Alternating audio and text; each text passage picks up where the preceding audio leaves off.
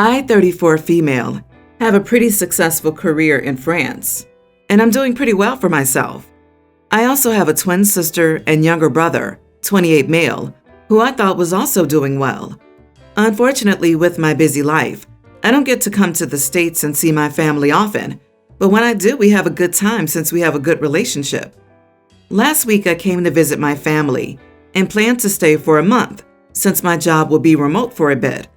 It was then when I noticed everything was a bit weird. When I walked through the door, my sister's kids, toddlers male and female, were excited to see me, and the oldest kept saying, "Mama back, Mama back." I thought they were just confused since we look alike, and they have never seen us in the same room together. However, my brother-in-law, 36, pulled me to the side and told me how my twin sister had left him in late November. She just left one night and hasn't seen the kids or called anyone since. Of course, I was shocked and asked how he and the kids were doing.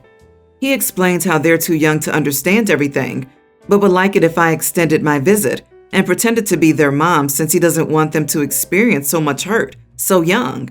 I instantly told him no. I didn't want to pretend to be his kid's mother and carried on with my day. I thought this issue was put to rest until yesterday when my mom, 56, told me how she was extremely disappointed in me for not helping out my brother-in-law and thought I should at least try it for a bit since he's in distress. I honestly don't know what to do. My family's a bit old-fashioned and wants me to help my brother-in-law, but it'll be weird for me to pretend to be my sister and their mom. Am I the idiot? My action might make me one since it seems like I don't care about his kids if I refuse. Holy smokes! Nope. Oh my God, how do they think this will help?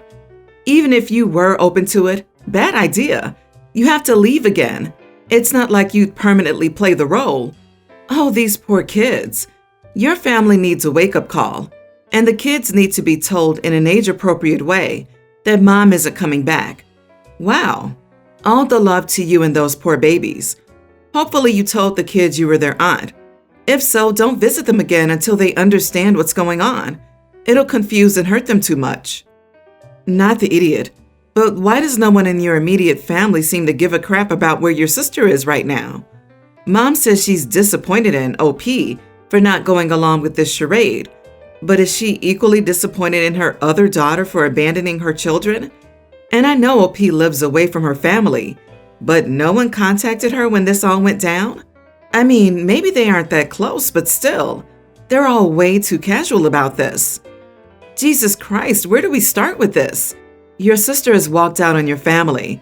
It is not your responsibility to swoop in and play mummy until your brother-in-law figures out he has to deal with the reality of the situation. Secondly, have you not contacted your sister to find out where she is and why she left?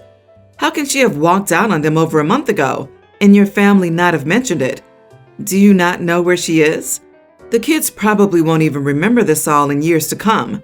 Either they'll grow up without her, or it'll be a story they're told at a random family dinner when someone gets too drunk. I haven't been able to get in contact with my sister yet, but brother-in-law said one of his friends might have seen her a few towns over, so I'm going to try to follow that lead. When I do find her, I'll definitely speak to her about this. OP, her husband should be far more concerned about her, if he cared. The fact that he hasn't called the police himself is highly concerning. You pretending would be way worse for the children, both in the short run because you would keep coming in and out of their lives, and in the long run when they're old enough to understand everything. Old-fashioned American tradition does not explain this. This is not an American custom, and it is not normal or moral to lie to children about their parentage. It's cruel and could easily land them in a therapist chair with major problems. What your family wants is flat out disgusting, enough to make me question if they're even fit to raise these kids. I can only imagine their lives if it's filled with major lies like this.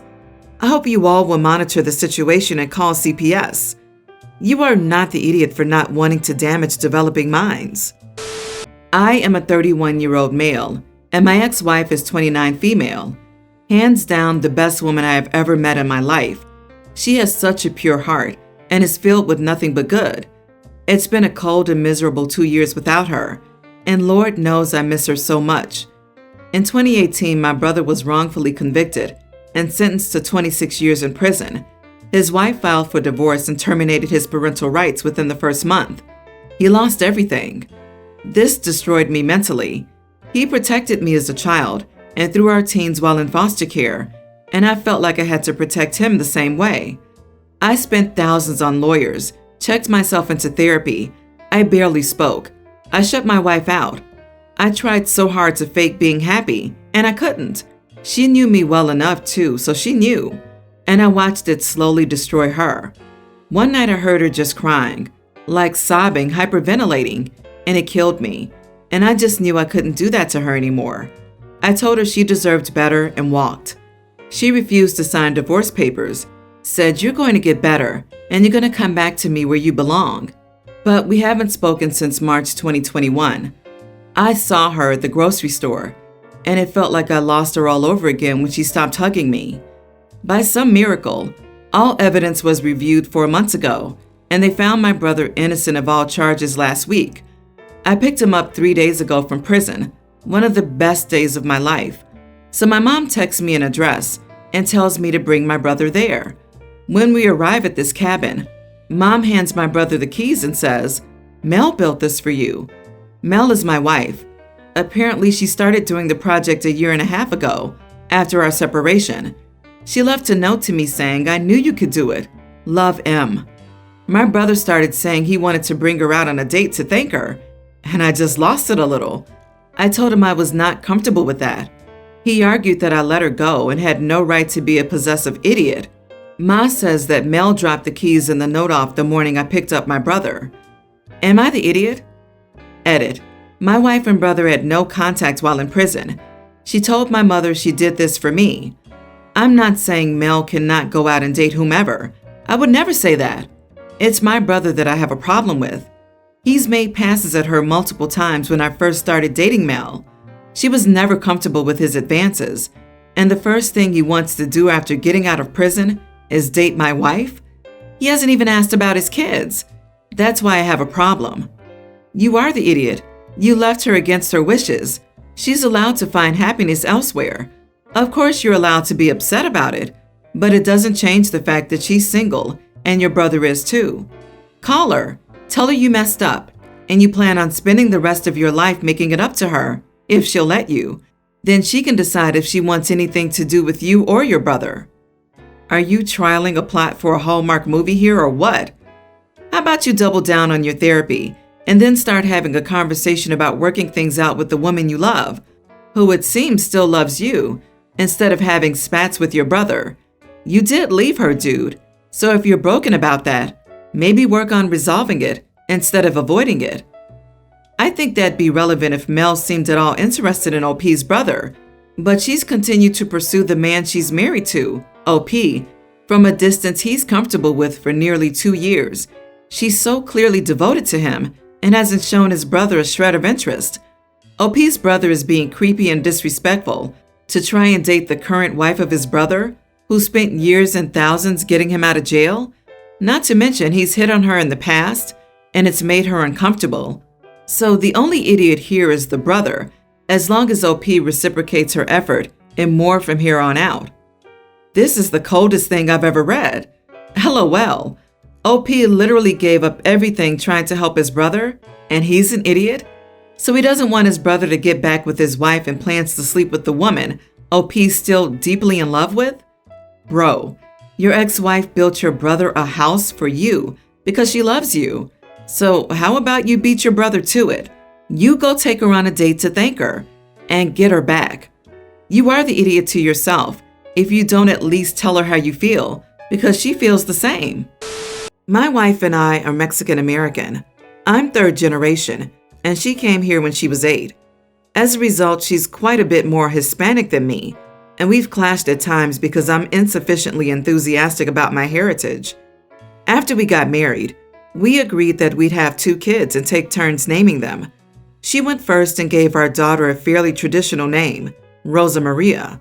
Last year, our son was born. I named him Daniel. Ever since he was born, she's been calling him by the Spanish pronunciation of his name, with an emphasis on the end. Kinda like Daniel instead of Daniel like I imagined. She also calls him Donnie. Well, I call him Danny. She introduces him as Daniel to everyone else, and now everyone's just following her pronunciation, which is frustrating because it was my turn to name the baby, and I feel like she doesn't respect my choice. When I confronted her, she says she doesn't want her kids to have anglicized names because they're Mexican. I mean, it's not that I have a problem with them having Spanish names. I don't call Rosa Maria Rose or Rosemary, but it was, as agreed, my turn to name Daniel, and she should respect the fact that I didn't factor in our heritage while naming him. Am I the idiot for wanting my son's name pronounced the way I intended it to be pronounced? You are the idiot. You name one kid, I name the other, is just unrealistic. You're both parents of your children. You get an equal say on the name of each of the children. She's not calling him by a different name. She's calling him by the name you gave him, as it would be pronounced in the culture she's from. Disrespecting your choice would be calling him by a different name entirely. If you wanted a name pronounced the same, or very similar in both Spanish and English, you should have chosen one where that was the case, like your wife did. Not the idiot, and I'm shocked at all the votes going the other way. Firstly, have any of you all met a person who immigrated at 8 years old before?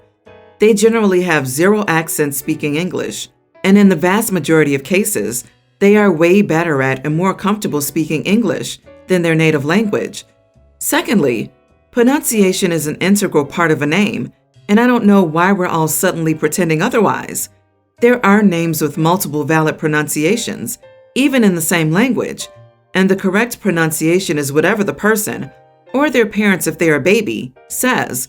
So it would be wrong and super rude for people to call them by a different pronunciation, even if the alternate pronunciation is also a common and valid one for that name.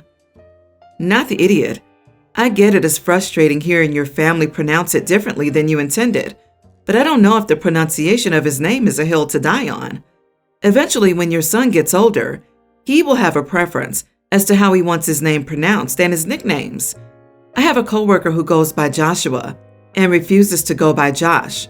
He will correct you on the spot if you call him Josh. I've been living with my girlfriend for the past 6 months.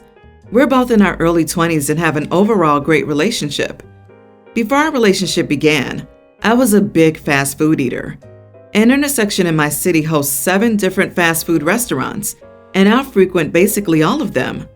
Since I do shift work, I'm generally off the clock at around 11 a.m., and then being too tired to cook, I'll hit up a burger joint for a cheeseburger and some fries. My girlfriend always wants to have exactly 1 bite of every item I order, exclusively the first bite. When I noticed this, I would start by contacting her on my way to the restaurant, asking if she wanted something. Her answer was a consistent no. But when I get home and dig in, the crinkling of a fast food bag is like Pavlov's bell to her. She'll immediately beeline straight for whatever I'm eating and ask if she can have a bite. I asked if I could leave a little at the end, but no, she wants the first bite. I pleaded with her just to let me buy her food, but no, she doesn't want to eat that much. I've tried ordering a bit more and letting her polish off the whole burger, but no, she'll turn every item into a sampler platter and then throw away the food I bought for her after the first bite if I don't eat it. I don't like it. I don't like this bizarre culinary version of Prime Noctis. For the past few weeks, I've been eating in my car and discreetly disposing of the wrappers. I was just telling her I wasn't hungry after work, but the other day she found a garbage full of fast food wrappers in our bin on garbage day, and she's furious at me for lying to her. Am I the idiot for not sharing with her? Not the idiot. Stop hiding. Tell her if she wants food, you'll buy it for her. But her having to have the first bite of anything you eat is over now. If she wants to be mad over it, let her be mad. It's weird. It's like she read a 1996 issue of Cosmopolitan that taking the first bite of your boyfriend's meal is adorable and men love it, but that she would be thought of as fat and gross if she ordered her own. If she orders food and only takes a single bite and tosses it, then she's only got food if she pays for it herself from now on. Not the idiot, OP. This is the most bizarre flex I've ever seen someone pull. She probably started doing this as something cute and endearing, but now it's a real problem in my opinion. This isn't like stealing a fry while you're already eating. This is saying you can't eat until she does, no matter what. I say eat when you want, And if she wants something, she can have her own. Share on your terms. I assumed that she wanted to eat fast food, but for whatever reason, maybe a diet or a deeper disorder, she avoids and just uses the first bite thing as a way to sort of cheat the system while still having a taste. Anyways, OP, you need to put your foot down. You should be able to eat your food without her controlling and making this ridiculous rule of eating the first bite. Let her be upset until she realizes that it's very selfish of her to take food from someone when she says don't bring her anything. If she doesn't respect your boundary, I would end the relationship. She's being selfish and weird. I have a stepsister, Claire, who I really haven't seen since she left for college at 18. I see her at the occasional holiday dinner, but we have no relationship. Honestly, I can't stand her, and just everything about her personality is ugh to me. My mom married Claire's dad when we were teens, and Claire made it very clear she wasn't interested in being a family. She was very standoffish, and she was kind of mean. She mostly kept to herself, but made it clear she thought she was better than us. We had a couple of vicious fights, but I don't really have bad feelings towards her at this point. I just don't like her. Claire got engaged a few months before me and set a date for September. I'm not invited, which is expected. When I got engaged, I immediately knew where I wanted to hold my wedding, and the closest date I could get to what I wanted was Claire's date. So I figured it would be fine. We have no extended family, no mutual friends. My mom could go to mine and her dad could go to hers. Neither of us is close to the other's parent. I picked the date because I didn't want a winter wedding, and the other ones were too close to December. When I told my mom, she flipped out and said I was humiliating her by making her come without her husband, which is equivalent to not letting her have a +1. She said my dad would be there with his wife, and she would look like a loser who can't get a man. Everyone knows she's married. She said the wedding wouldn't be fun for her without her husband, and how could I be so selfish? She also is annoyed that my stepdad will be at Claire's wedding without her, with his ex there. Am I the idiot? You are the idiot. You may not care if your mother's husband is at your wedding, but she cares. Not only that, but guaranteed your sister will be angry about this and will accuse you of doing it intentionally, which will probably cause problems in your mother's marriage. It may be your wedding, but the world doesn't revolve around you, and other people's feelings matter. So either reschedule or tell your mom there will be no hard feelings if she doesn't come to your wedding, because you should have never put her in the position of having to choose. You are the idiot. To be honest, it seems like you did this to spite her. Did you think your mom or her dad would want to go without each other to either wedding? I'm not for keeping dates, but you knew the date. You share families, like it or not, and you seem like you really don't like her, so you didn't care. I mean, you don't have to like her, but this was a stupid move. Out of all the 365 days of the year, you picked the same one, so you couldn't just, I don't know, pick the next available date your venue had available? Unless you have terminal brain cancer and have to get married before you die, I can't see how having it a few weeks or months later is even an issue. You're forcing your mom to pick between you two and straining her marriage. If I were her, I would tell you that stepsis set her date first. I thus have a prior engagement and send you a nice card instead of attending your wedding.